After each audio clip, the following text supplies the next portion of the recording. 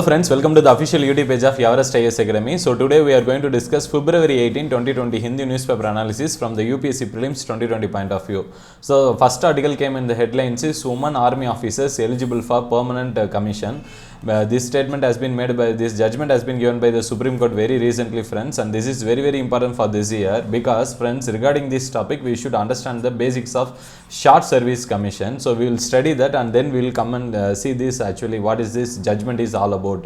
Basically, friends, SSC refers to the short service commission in which a person will be usually army persons will be appointed for a tenure of 10 plus 4 years, which means 14 years they can, both men and women, they can serve in this particular field, and after that 14 years they will be given the option, especially men will be given the option either to convert into a permanent commission or they can opt out. So for the women, actually currently the practice is still now before the judgment, after the period of actually that 14 years, friends, women officers, they have to necessarily opt out and they cannot actually take up the permanent commission. This is a condition and it was very discriminatory. And when this petition has been filed in the Supreme Court, the Supreme Court has recently given a judgment saying the current practice is actually it's not valid, and it has asked the government also to be not discriminative and open the short service commission and include the women officers also under the permanent commission as well as in the command post. So hereafter there should not be any gender discrimination. That is basically the idea of this judgment. But from the government's perspective, what is the argument they have made under this particular petition means government is basically saying that women are considered to be physiologically weaker. In addition to that, what they are said is that as of now in the in case of combat operations, especially that the necessary infrastructure won't be available, especially toilet facilities and bathroom facilities and hygienic facilities won't be available for the women to go and involve in the combat operations. That's why we are not actually involving them, in addition due to physiological reasons also, since they are considered to be weaker. But Supreme Court has neglected these points because saying that as of now in the country only, according to the government data, 30% women they are already engaged in combat operations in the border areas. When such a percentage of women are currently permitted now, why not we can open this for all the women? So that's the idea of the judgment, and they have now opened it for all the women to go and serve in the combat related operations also.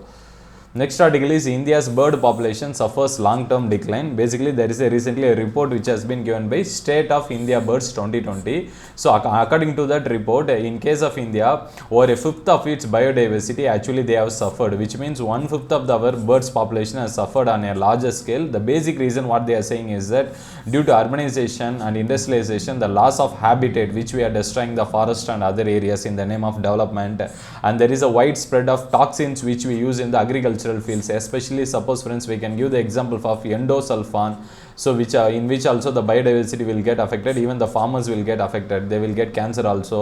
And there is one more drug which is called as diclofenac, which directly affects especially the vulture populations. So under these kind of toxins, the bird population in our country, they are getting affected. In addition to that, the hunting practices and trapping practices are also the other main reasons. So in agricultural fields, the usage of pesticides is also currently threatening the bird population in the country.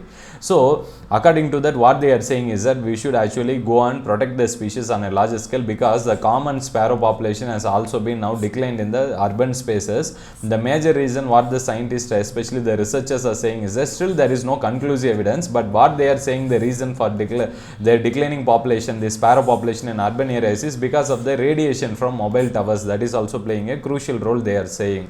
So now what is the progress related to this means soon after this IUCN will update the list based upon this State of Indian Birds recent report 2020 report. The data will be used for updating the red list criteria, that is the red list of threatened, endangered, critically endangered species list will be every year published by the IUCN.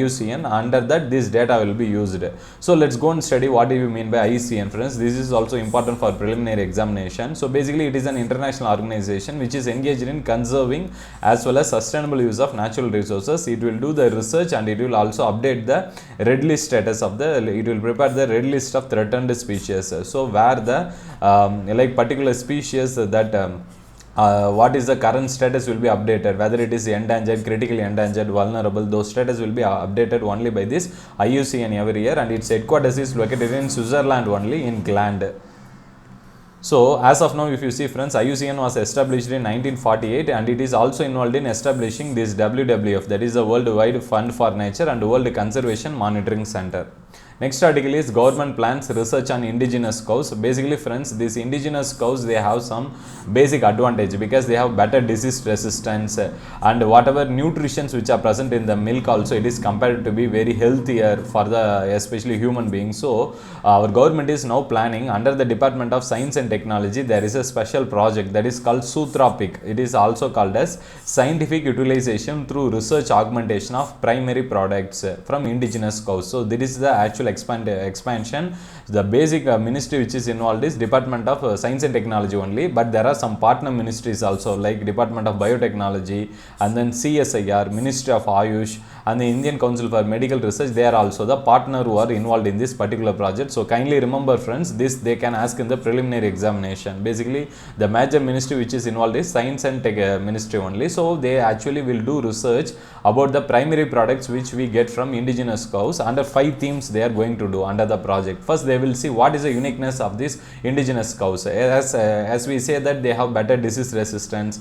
In addition to that, what are the other specific characteristics they have, that will be analyzed as part of the study. In addition to that, they will analyze the primary products like what are the primary products which we get from cows, whether it can be used for like medicines and health, and it will be also used for the indigenous cows, its utility regarding agricultural applications, especially like it's a cow dung can be used in agriculture related activities as a good manure.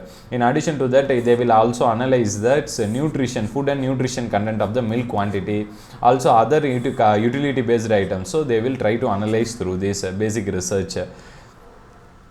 So next article is the editorial article, Women at Arms. This is a continuity of the headlines article. As we have discussed, this short service commission till now after 14 years it's not allowed for women, and so now the recent update is now the Supreme Court has opened the gates for women also. After 14 years they can actually continuously serve as a permanent commission officer.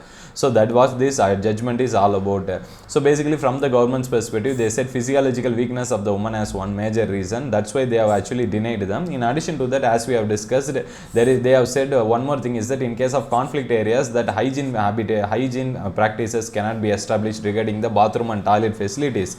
That's what the government's argument. But what the Supreme Court has said is that 30% of the women's officers are already now serving in conflict areas. So why not we can open to all the women officers of the country? And that's why the Supreme Court has said that gender discrimination is highly prevailing in this kind of practices. So it has to be opened, and now they have opened the service to women in permanent commission also. This is also an additional information related to that same article, friends.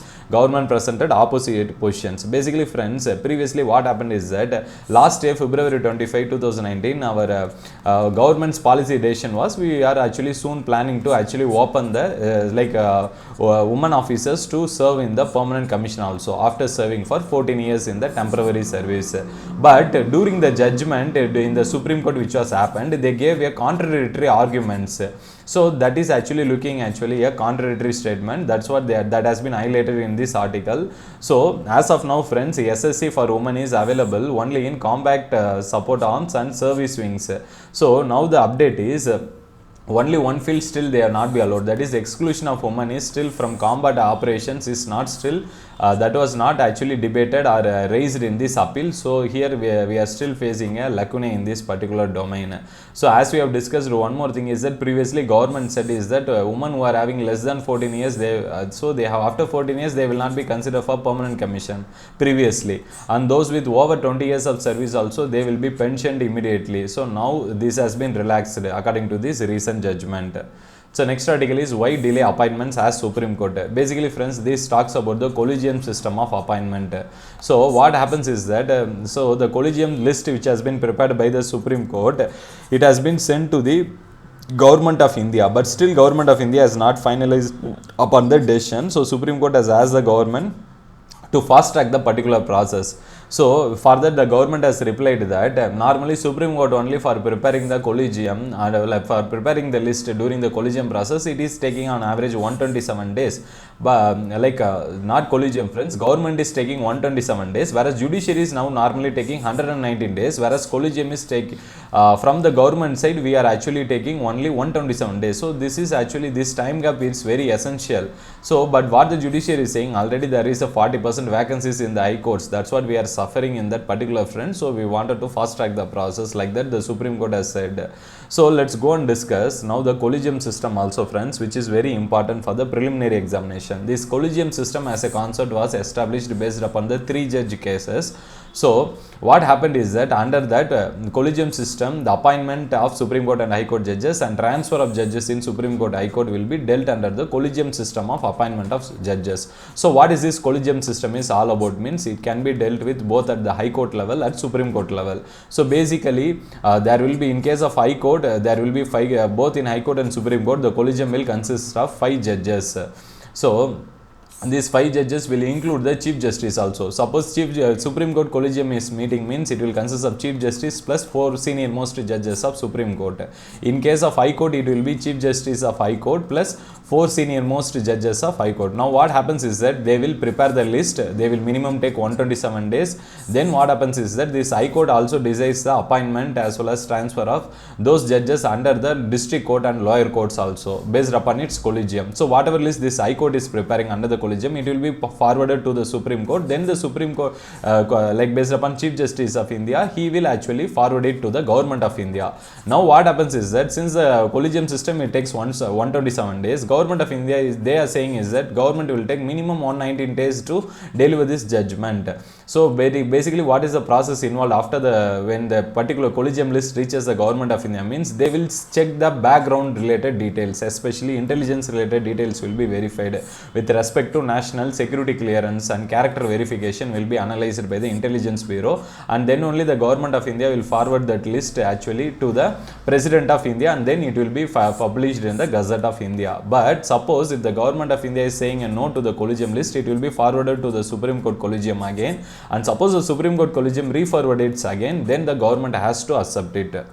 So next article is court begins hearing on religious rights. So basically this article comes in the backdrop of Sabarimala issue, where like as of now, based upon the Supreme Court previous judgment, women are now allowed to enter the temple. So but this has been filed under the review petition under the Supreme Court, still they are challenging. But what is the recent update regarding the issue means, regarding the judgment means, during the arguments some issue has been raised, basically that is dealing with so now the Supreme Court, what they have said is that whatever the money which has been used under the, especially like whatever the temples which are getting the money, so that money, if it is going for terrorism related issues means, the court can come and regulate those procedures also. So because as of now the scope of judicial review basically it is not, the other people what they thought is that it will not extend to this money related issues. But what the Supreme Court has said is that very clear, because suppose when these temples has been, whatever the temples money what they are collecting through the test, if it is actually used for running a casino or like terrorism related activities, that time actually Supreme Court can come and interfere in the particular decision, and these will not be considered as essential religious practices, because essential religious practices under the name of essential religious practices, they cannot go and deviate the money what they get under this fund. Next article is FATF to review Pakistan status today. Basically friends, Pakistan has been under the Financial Action Task Force. So basically friends, it consists of 39 member countries and its headquarters is located in Paris.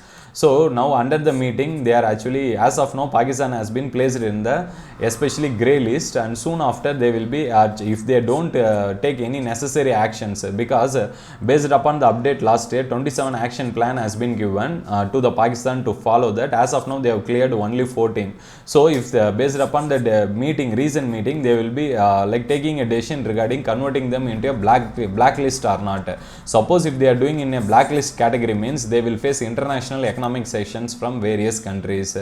But if they place it in the, as of now they are placed only in the grey list. Under grey list they will be actually like international evaluations will be done. So committee, they have to actually report the updates, and international monitoring will be done. As part of that, whatever money which they are getting, it has to be like they have to convert the things and make sure that they are not converting the money into actually like terrorism related activities, because this FATF is an organization which was basically dealing with countering money laundering activities. So the money laundering activities can be deviated to terrorism related funds. So that is the basic problem. That's why they have actually wanted to take a decision regarding that. As part of that, what is the update means, Indian officials, what they said is that because now where Pakistan is approaching various countries like Turkey and Malaysia, who has openly admitted that they wanted to back Pakistan, and India has repeatedly opposed this, because regarding the update, as you see, as we have discussed friends, out of the 27 action plans, they have only like till now followed 14 only action plan they have completed. So this itself is a like there is a scope for them to place them in a blacklist. That's what India is saying, but let's wait and discuss for the final update what's happening regarding this front. So Financial Action Task Force, it is basically an intergovernmental organization as we have discussed, and it is established in 1989 only. So its headquarters is located in Paris. Its basic objective is to combat money laundering, terrorism financing, and to also any threats which is happening with respect to international financial system. So thank you friends, kindly subscribe to our channel. If you have any doubts, please post your doubts in the comment section.